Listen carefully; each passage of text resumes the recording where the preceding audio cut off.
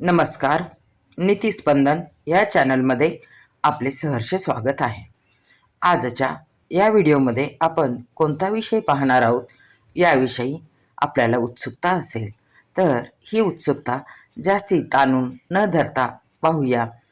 आज आपण पाहणार आहोत अधिक मासात श्री व्यंकटेश स्तोत्राची सेवा कशी करावी. बहुतेक सर्वच जणांना व्यंकटेश स्तोत्राबद्दल माहिती असतेच असे नव्हे, परंतु ही सेवा फार प्रभावीपणे काम करते. अधिक मासात श्री व्यंकटेश स्तोत्रची सेवा आर्थिक अडचण दूर करण्यासाठी, कर्जमुक्त होण्यासाठी आणि लक्ष्मी प्राप्तीसाठी अत्यंत प्रभावी उपाय आहे. परंतु आपण भक्त आहोत, तर भक्तांनी केवळ स्वार्थाचाच विचार न करता ईश्वरी सेवा म्हणून देखील करायला काय हरकत आहे. ही सेवा 3, 11, 21 किंवा 41 दिवसांची करता येते. ही सेवा करण्याचे काही विशिष्ट असे नियम देखील आहे, ते आपण पाहू शकता. ही सेवा सुरू करताना शक्यतो सकाळी लवकर उठून स्नान करावे. स्नानाच्या पाण्यात गंगाजल टाकावे. देवघर स्वच्छ करावे. देवघरामध्ये गोमूत्र, गंगाजल याचा वापर करावा. भगवान श्री विष्णूंच्या फोटोसमोर शुद्ध गाईच्या तुपात किंवा तेलाचा दिवा लावला तरी चालेल, परंतु ह्या दिव्याला तांदळाचे किंवा फुलांच्या पाकळ्यांचे आसन द्यावे. ही सेवा पिवळ्या आसनावर बसून करावी. ही सेवा करत असताना आपण कोणतेही स्वच्छ धुतलेले वस्त्र परिधान करू शकता. आसनावर बसून भगवान विष्णूंच्या फोटो किंवा प्रतिमेला स्वच्छ गंगाजलाने पुसून हळदी, कुंकू, अक्षता, फुले अर्पण करावीत. शक्यतो ही फुले पिवळ्या रंगाची असतील तर उत्तम. दररोज रात्री 11:15च्या सुमारास स्नान करून ही सेवा काही जण करतात, परंतु काही वेळेला अशी सेवा करणे आपल्याला कठीण वाटत असेल तर रात्री शक्य नसेल तर दिवसाही ठराविक वेळी बसून तुम्ही या स्तोत्राचे पठण सेवा करू शकता. त्यासाठी आपल्या मनामध्ये एक विशिष्ट नियम असायला हवा. पठण करताना मन शांत ठेवावे.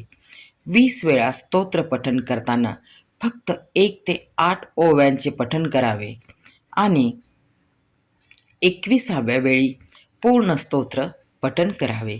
ज्यावेळेला आपल्या हातात हे पुस्तक स्तोत्र येईल त्यावेळेला आपल्याला कल्पना याची येईल. पठण करताना पूर्ण एकाग्रतेने करावे. उच्चारण शुद्धता पाळावी. यामध्ये ब्रह्मचर्याचे पालन करावे आणि घरात शक्यतो तरी मांसाहार टाळावा. आपल्याला जे नियम सोयीस्कर वाटतात ते पाळावे. ही सेवा अत्यंत कठीण असते. सेवा पूर्ण झाल्यावर 4थ्या दिवशी यथाशक्ती आपण उद्यापन करू शकता. उद्यापन आपल्या यथाशक्ती क्षमतेप्रमाणे आपण करायला हवी. यामध्ये भगवान विष्णूंना पिवळी खिचडी आणि शिऱ्यांचा नैवेद्य दाखवला जातो. आपल्याला जे योग्य वाटते, क्षमता आहे त्याप्रमाणे करावे. ब्राह्मणांना कोरडी शिधा द्यावी. गोरगरिबांना अन्नदान देखील करता येते. ही सेवा एखाद्या मंदिरामध्ये जाऊन देखील आपण उत्कृष्टरित्या करू शकता. दान करताना श्रद्धेचा, सेवेचा भाव असावा. सेवा सुरू असताना महिलांना अडचण असल्यास 4 दिवसानंतर किंवा 5 दिवसानंतर सेवा पुन्हा सुरू करावी. हा नियम मात्र आपण अवश्य पाळावा. सुतक किंवा विटाळ आल्यास मात्र सेवा नवीन सुरू करावी लागते. पुन्हा नव्याने सुरुवात करावी लागते. ही सेवा अत्यंत जागृत आणि फलदायी आहे.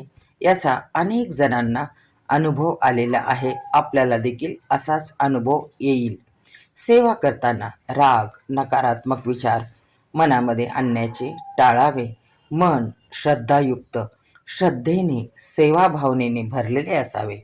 नैवेद्य साखर, खोबरे, केळी, दूध, तुपाचा प्रसाद आपण दाखवू शकता.